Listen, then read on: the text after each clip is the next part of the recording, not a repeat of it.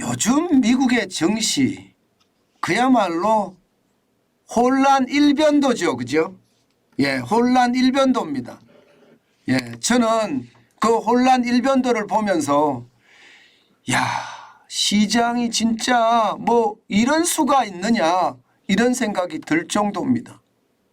예, 여러분 이거 한번 보세요.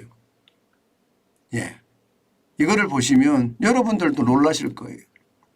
하루 새 팩웨스트 뱅코프라는 미국의 지역은행입니다. 주가가 또 22.7%가 폭락했습니다.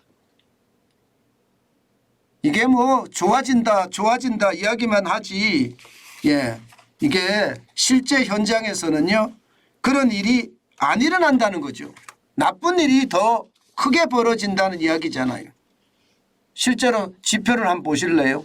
지표를 보시면 은행 위기 안 끝났다는 거, 다시 온다는 이야기가 설득력이 있습니다. 보시는 것처럼 네, 팩웨스트 뱅코프의 주가 추이입니다. 지금 예, 올 3월 8일만 하더라도 26.68달러 가던 것이 5월 4일에는 3.17달러까지 떨어졌거든요. 뭐 페니 주식이 됐죠. 동전주가 됐죠. 이때까지 떨어진 그 액수는요 88.12%가 폭락했습니다. 그야말로 은행의 위기가 예, 재현되는 느낌이에요. 실리콘밸리 은행이 파산을 하고 퍼스트 리퍼블릭 뱅크가 파산을 하는 그런 모습을 나타냈습니다. 그러다가 5월 4일에서 5월 5일 사이에 무려 81.7%가 폭등을 했거든요. 그러다가 말입니다. 예, 5.76달러, 5.97달러 여기를 이제 유지를 했습니다. 그러다가 오늘 다시 5월 11일 기준이죠. 예, 우리는 12일이지만 거기는 마감이 11일이니까 4.7달러로 페니 주식이 다시 됐습니다. 주가가 완전히 무너졌다 이렇게 이야기할 만큼 말입니다. 많이 떨어졌어요. 많이. 은행주가 여기만 떨어졌을까요? 그렇지 않습니다. 예, 그만큼 말입니다. 은행주 전체적으로는요. 뱅크런에 대한 위험이 조금씩 있는 거예요. 예, 실제 팩웨스트 뱅코프가 이렇게 떨어진 데는요. 예금이 9.5%가 빠져나갔다는 이야기가 나온 거예요. 1분기까지 괜찮다. 예, 뱅크는 없다 이렇게 이야기했는데 9.5% 빠져나갔다는 이야기가 나오니까 주가가 폭락한 거죠. 유동성이 안정적이지 못하다는 겁니다. 예, 은행 측에서 발표했을 때는 안정적이다 이렇게 이야기했는데 안정적이 못한다. 이 이야기가 투자자들에게 패닉을 가져온 거죠. 지금 다른 지역에 또 마찬가지입니다. 웨스턴 얼라이언스 뱅코프라는 데도 1% 가까이 떨어졌고요. 코메리카도 7% 가까이 떨어졌습니다. 자이언스도 마찬가지 5% 가까이 떨어지고 있습니다. 예, 뭐 JP모건 체이스나 시티그룹, 웰스파고 이런 데도 말입니다. 은행주가 조금씩 다 떨어졌습니다. 그러니까 은행의 위기가 또 올 수 있다 이런 시장의 예감이 드니까 시장에 대혼란이 일어나는 거 어쩌면 당연하겠죠. 여기에다가 말입니다. 미국 국가의 디폴트 여기에 대한 위험도 조금씩 나오고 있습니다. 아시다시피 부채 한도 말입니다. 지금 미국 연방정부는 예, 국가에서 지정해 준 부채 한도를 다 썼습니다. 지금 보시는 것처럼 연방정부의 부채 한도, 법적인 부채 한도는 31조 4,200억 달러인데 이미 부채가 31조 4,600억 달러가 넘어섰습니다. 이제는 부채 한도를 늘려야 돼요. 늘려주지 않으면 돈을 안 빌려줍니다. 돈을 안 빌려주면 연방정부는 어떻게 될까요, 여러분? 연방정부는 디폴트가 나겠죠. 뭐 채권 발행도 못하고 또 시장의 위험도 굉장히 크고 이럴 수밖에 없잖아요. 지금 그것이 말입니다. 시장 전체를 예, 휩쓸고 있어요.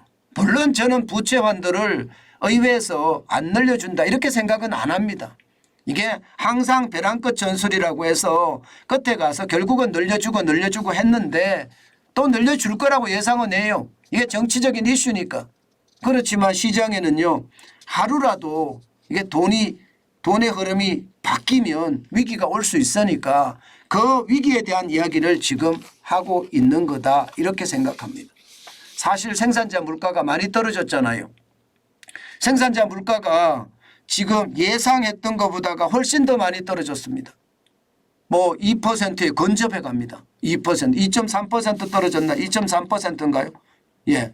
2.3%까지 왔다는 것은 여러분 어떻게 생각하면 물가가 잡혀간다는 이야기예요. 반대로 이야기하면 경기가 침체된다는 이야기고요. 어쨌든 물가는 잡혀가는 거잖아요. 그런데도 불구하고 이 부채 한도에 대한 어떤 위험성과 은행 위기에 대한 또 다른 어떤 위험성이 시장을 뒤엎었다. 그래서 시장은요 출렁출렁 혼란의 연속이었습니다. 당연히 시장 전체적으로는 보면 떨어졌죠. 다우산업은 0.66% 떨어져서 221.82가 빠졌고요. 33,309.51로 마감이 됐습니다. 다우산업이라는 게 여러분도 알다시피 블루칩 중심입니다. 블루칩 중심이 빠졌다는 것은요. 은행의 어떤 위기가 아마 시장에 작동이 됐다 이렇게 봐야 될 것 같고요. 대형주 중심의 S&P 500 지수도 0.17%가 빠졌습니다. 7.02가 빠져서 4,130.62를 기록하고 있고요. 기술주 중심의 나스닥은 0.18% 올랐습니다.